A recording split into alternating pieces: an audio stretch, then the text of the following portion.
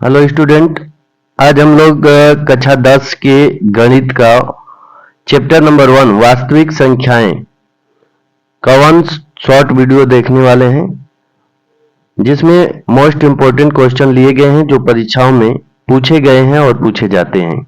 देखिए, पहला सवाल है, सिद्ध कीजिए कि रूट में 3 एक अपरिमेय संख्या है। ये क्वेश्चन बहुत बार परीक्षा में आ चुका है। देखिए, इसको आज सॉल्व करते हैं। सॉल्व करेंगे।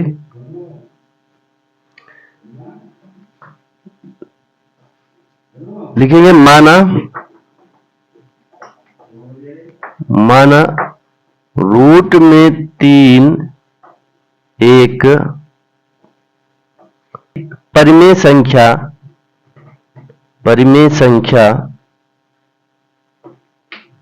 है। क्या मानेंगे? माना रूट में 3 एक परिमेय संख्या है। अब जब रूट में 3 परिमेय संख्या है तो रूट में 3 को p/q के रूप में लिख सकते हैं। p/q के रूप में लिख सकते हैं, जहां p व q सह अभाज्य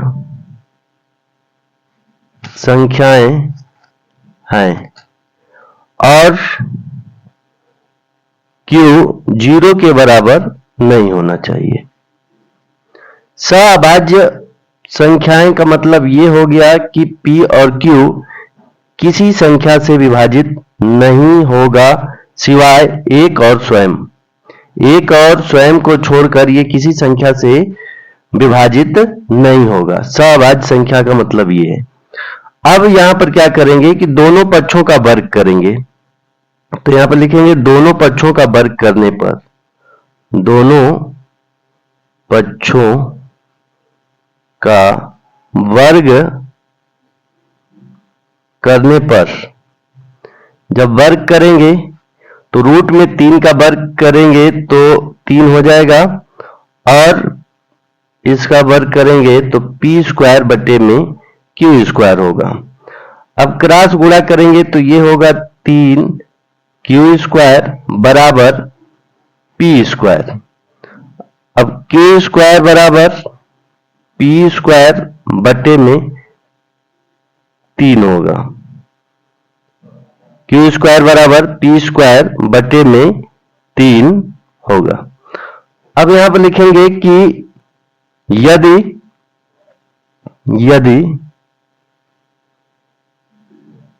3 p² को विभाजित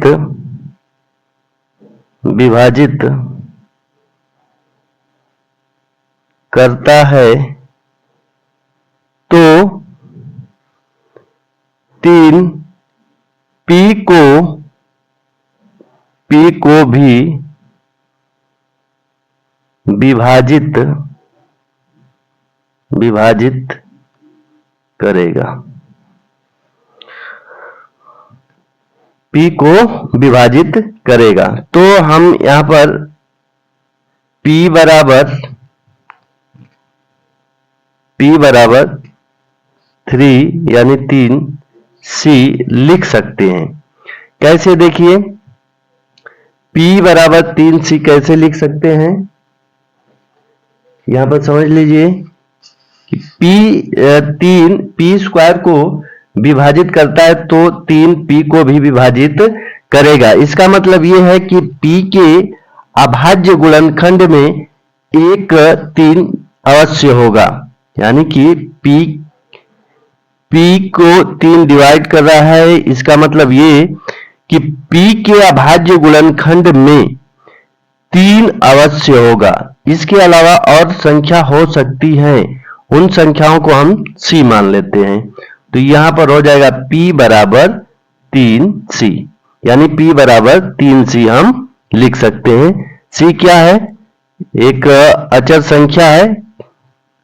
c क्या है? अचर संख्या है। चलिए देखिए, अब यहां पर P बराबर 3C² को हम समीकरण नंबर इसको 1 मान लेते हैं, समीकरण नंबर 1 में रखेंगे। देखिए अब यहां पर P बराबर 3C को समीकरण नंबर 1 में रखने पर, जब 1 में रखेंगे तो Q² बराबर P², P का मतलब 3C, तो 3C का स्क्वायर हो गया बटे में 3।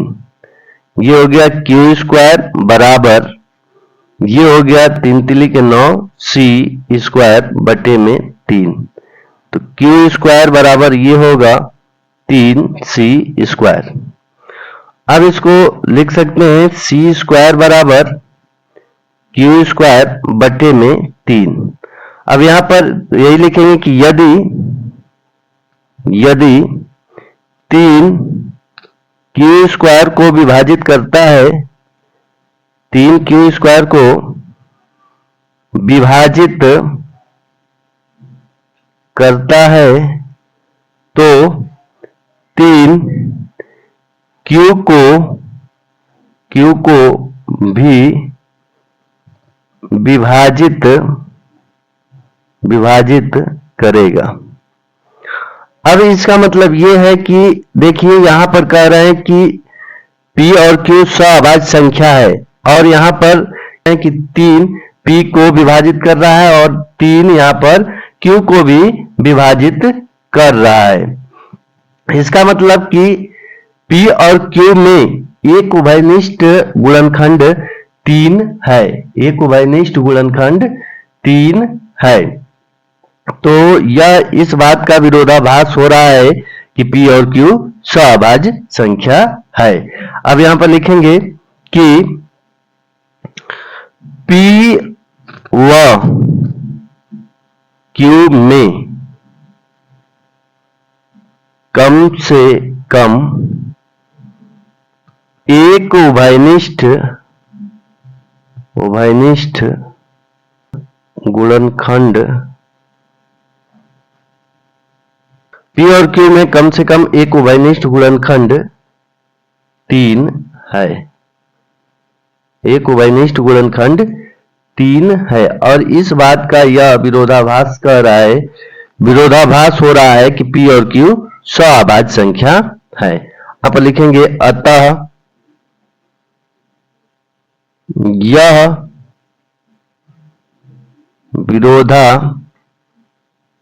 विरोधाभास हमारी गलत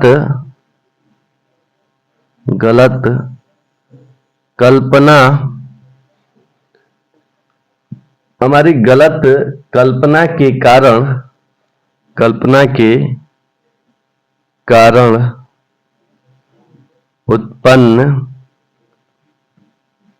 हुआ है। अतः √3 एक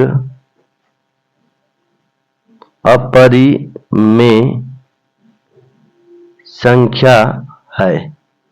यही सिद्ध करना था, यह सिद्ध हो गया।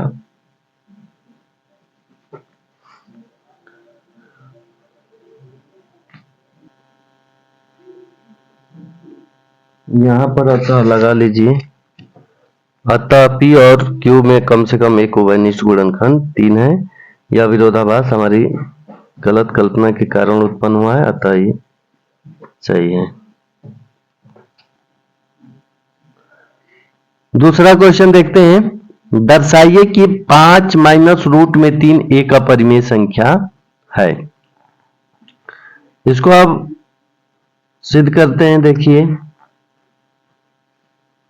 लिखेंगे कि माना ये बोला है 5 माइनस √3 एक अपरिमेय संख्या है, तो इसका विपरीत हम लोग मान लेंगे कि माना 5 माइनस √3 एक परिमेय संख्या है। सब में यही करना है, परिमेय संख्या है, ये मान लेंगे। जब ये परिमेय संख्या हो गया तो इसको P/Q के रूप में लिख सकते हैं। 5 माइनस रूट में 3 को p बाई क्यू के रूप में लिख सकते हैं। अब यहां पर देखें तो रूट में 3 को उधर कर दें और p बाई क्यू को इधर कर दें तो कितना बनेगा, देखिए p माइनस p बटे में q, ये प्लस है तो इधर आ जाएगा और ये माइनस रूट में 3 उधर जाएगा तो प्लस हो जाएगा रूट में 3। अब यहां पर लिख लेंगे, देखिए यहां पर छूट रहा है, यहां पर लिखेंगे जहां p व q पूर्णांक है। सवाभाज्य संख्या लिख सकते हैं या पूर्णांक लिख सकते हैं और q 0 के बराबर नहीं है। अब यहां पर देखिए कि 5 माइनस p बाई क्यू, तो यहां पर देखें तो 5 पूर्णांक है, p और q भी क्या है, पूर्णांक है। जब p और q पूर्णांक है तो ये क्या हो जाएगा, परिमेय संख्या हो जाएगा। यानी कि 5 परिमेय संख्या में से परिमेय संख्या माइनस करेंगे तो परिमेय संख्या होगा, यानी कि 5 माइनस p बाई क्यू परिमेय संख्या हो गया।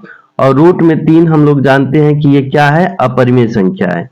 तो परिमेय और अपरिमेय संख्याएं बराबर कैसी हो सकती है, नहीं हो सकती।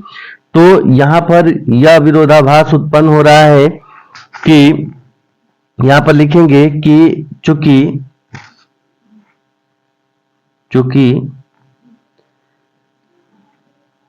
a और b पूर्णांक हैं, इसलिए 5 माइनस p बटे में q एक परिमेय संख्या होगा, एक परिमेय संख्या है, परिमेय संख्या है।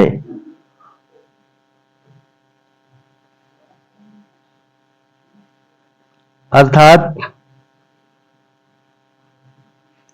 रूट में 3 एक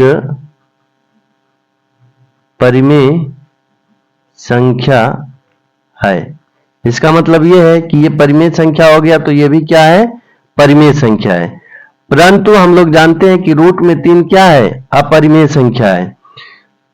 तो यहां पर लिखेंगे परंतु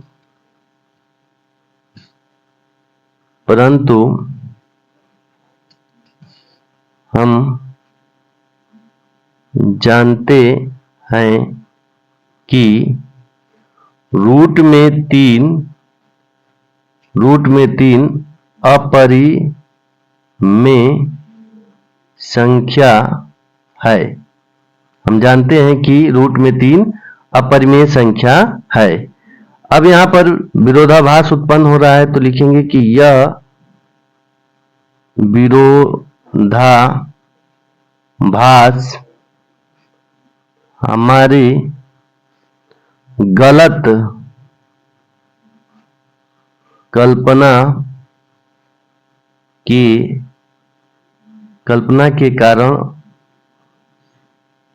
के कारण उत्पन्न हुआ है। अतः 5 माइनस रूट में 3 एक अपरिमेय संख्या है। ये प्रूव हो गया।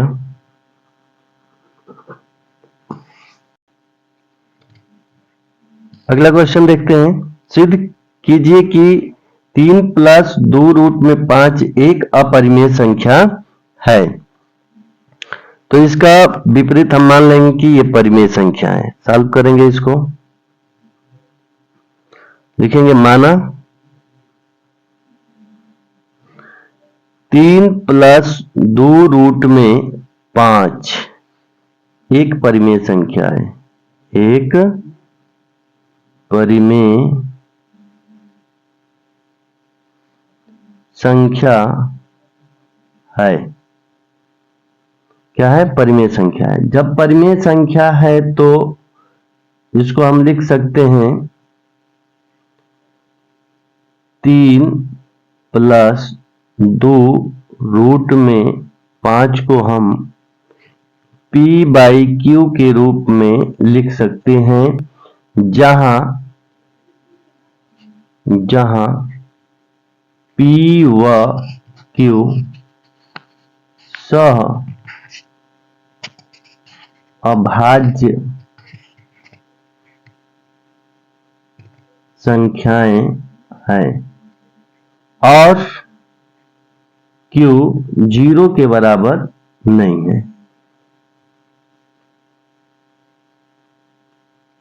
q 0 के बराबर नहीं है। अब इसको हल करेंगे तो ये होगा 2 रूट में 5 बराबर p/q।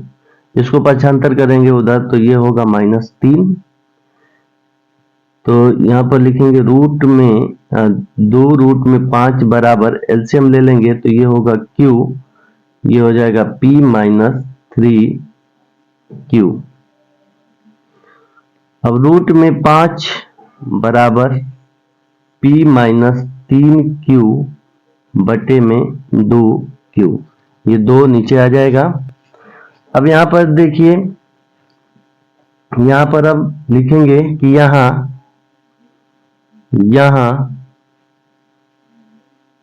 p -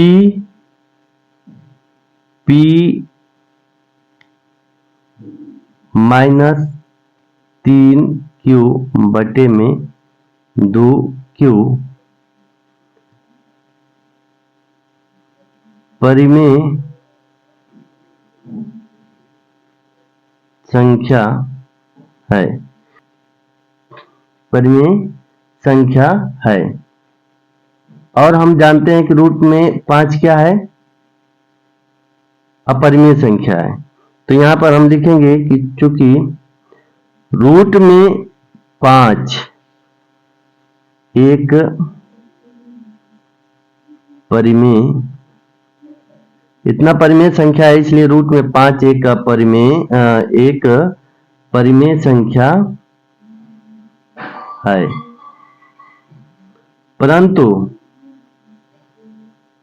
परंतु इस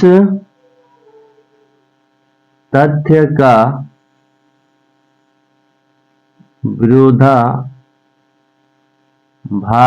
विरोधाभास है कि रूट में 5 एक अपरिमेय संख्या है। अतः अब लिखेंगे इसलिए हमारी कल्पना गलत है। अतः हमारी कल्पना गलत है। अतः 3 + 2 रूट में 5 एक अपरिमेय संख्या है। यही प्रूफ करना था।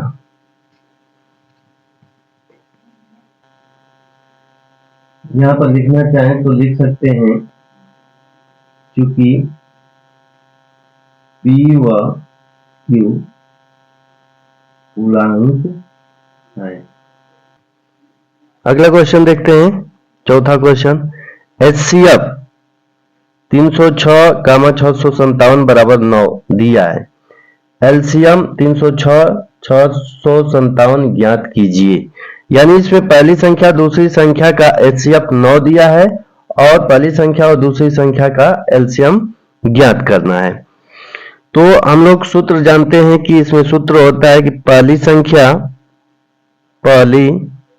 संख्या गुणे दूसरी संख्या बराबर